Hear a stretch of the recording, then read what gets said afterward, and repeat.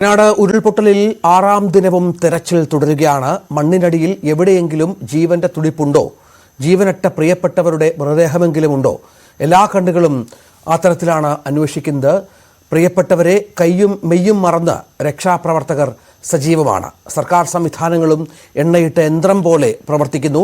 ദുരിതത്തിൽപ്പെട്ടവർക്ക് സഹായം പ്രവഹിക്കുകയാണ്.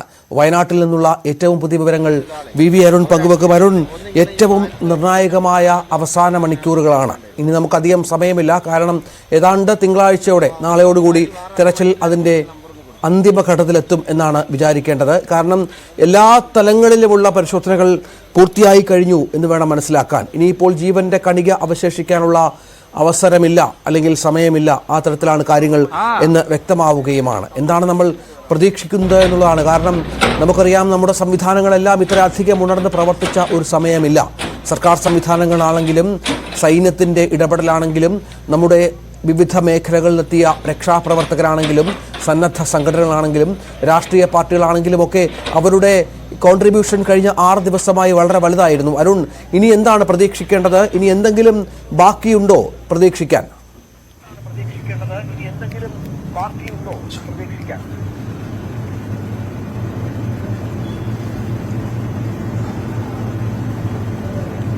രഞ്ജിത്ത്, പരിശോധന തുടരുകയാണ്. കഴിഞ്ഞ ദിവസങ്ങളിലെ പോലെ ഈ 6 സോണുകൾ തിരിച്ചുള്ള പരിശോധനയാണ് ഇപ്പോഴും നടത്തുന്നത്. അതിൽ ഇപ്പോൾ ഏറ്റവും പ്രധാനമായുള്ളത് ഈ 6 സോണുകളിൽ പരിശോധന നടത്തുമ്പോഴും താഴെ, പ്രത്യേകിച്ച് പുഴയോട് ചേർന്ന പ്രദേശങ്ങൾ, അത് വയനാട്, മലപ്പുറം, കോഴിക്കോട് ജില്ലകളിൽ പുഴകളോട് ചേർന്ന പ്രദേശത്തെ കൂടുതൽ തെരച്ചിൽ നടത്താനാണ് ഇന്ന് സർക്കാർ നിർദ്ദേശം നൽകിയിരിക്കുന്നത്. ആ രീതിയിലാകും തെരച്ചിൽ മുന്നോട്ട് പോവുക. മുകൾ ഭാഗത്ത് വലിയ രീതിയിൽ മണ്ണും കല്ലുമൊക്കെ മാറ്റാനുണ്ടെങ്കിൽ പോലും അവിടെ വലിയ പ്രതീക്ഷ ഇനിയില്ല.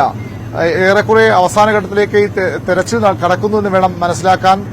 കൂടുതൽ മൃതദേഹങ്ങൾ, ഇനി അധികം മൃതദേഹങ്ങൾ ലഭിക്കുമെന്ന് കരുതുന്നില്ല. പക്ഷെ അപ്പോഴും ഈ കാണാതായവരുടെ കണക്കുകളിലെ പൊരുത്തക്കേടുണ്ട്. അത് കൂടുതൽ പരിശോധനകൾ, പലതലത്തിൽ പരിശോധനകൾ തുടരാനാണ് തീരുമാനം. ഈ ലയങ്ങളിലെ തൊഴിലാളികളുണ്ട്, ഇതര സംസ്ഥാന തൊഴിലാളികളുണ്ട്, അതുപോലെ റേഷൻ കാർഡ് ഉപയോഗിച്ച് ആ മാർഗത്തിൽ പരിശോധിച്ചപ്പോൾ 202 എന്ന കണക്കാണ് ലഭിച്ചത്. 400-ലധികം വരുമെന്ന് അനൌദ്യോഗിക റിപ്പോർട്ടുകളുണ്ട്. അതുകൊണ്ട് തന്നെ ഇതെല്ലാം ചേർത്ത് ഒരു തവണ കൂടി പരിശോധിക്കും. പക്ഷെ അപ്പോഴും ഈ ഇത്രയധികം പേർ കാണാതായപ്പോൾ അവരെ എങ്ങനെ കണ്ടെത്തുമെന്ന കാര്യത്തിൽ വ്യക്തതയില്ല. അത്രയധികം ആളുകളെ കണ്ടെത്താൻ കഴിയുകയുമില്ല. അതുകൊണ്ടുകൂടിയാണ് ഈ സംസ്കാര ചടങ്ങുകൾ, ലഭിച്ചവരുടെ സംസ്കാര ചടങ്ങുകൾ തിരിച്ചറിയപ്പെടാതെ പോയവരതും സംസ്കരിക്കാനുള്ള തീരുമാനത്തിലേക്ക് പോകുന്നത്. അവരെ ഒരുമിച്ച് സംസ്കരിക്കാനുള്ള തീരുമാനമാണ് ഇപ്പോൾ എടുത്തിരിക്കുന്നത്. അതിനുമായി പുത്തുമലയിൽ ഒരു സ്ഥലവും കണ്ടെത്തി കഴിഞ്ഞു. വൈകിട്ടോടുകൂടി 20 പേരുടെ സംസ്കാരം നടക്കാനുള്ള സാധ്യതയാണ് ഇപ്പോൾ ഉള്ളത്. രക്ഷാപ്രവർത്തനം പൂർണ്ണമായും ഉപേക്ഷിക്കില്ല. തെരച്ചിൽ നടപടികൾ തുടരും. പ്രത്യേകിച്ചും ഈ നദീതീരങ്ങളിലൊക്കെ അവിടെ ഈ പുഴ പരിചയമുള്ള, പുഴയെ അറിയാവുന്ന ആളുകളെ, പ്രദേശവാസികൾ കൂടി ഉൾക്കൊള്ളിച്ചുകൊണ്ടുള്ള വ്യാപകമായ തിരച്ചിലാണ് ഇപ്പോൾ തീരുമാനം. അതാണ് ഇപ്പോൾ പുരോഗമിക്കുന്നത്.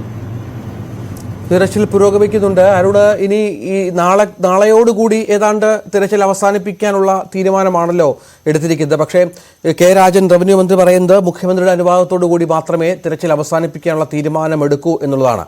ഇനിയും തിരച്ചിൽ തുടർന്നാൽ എന്തെങ്കിലും തരത്തിലുള്ള അർത്ഥവത്തായ കാര്യങ്ങൾക്ക് ബാക്കിയുണ്ടോ എന്നുള്ളൊരു കാര്യം കൂടി ഉണ്ടല്ലോ. അതിന്റെ അടിസ്ഥാനത്തിൽ സംയുക്തമായ ഒരു തീരുമാനമാകുമോ ഇതുമായി ബന്ധപ്പെട്ടുണ്ടാവുക? അതോ ഈ സൈന്യം ഏതാണ്ട് തെരച്ചിൽ അവസാനിപ്പിച്ച മട്ടാണ്, മറ്റ് ഏജൻസികൾ ഇതുമായി ബന്ധപ്പെട്ട് മുന്നോട്ട് പോകുന്ന സ്ഥിതിയാണോ?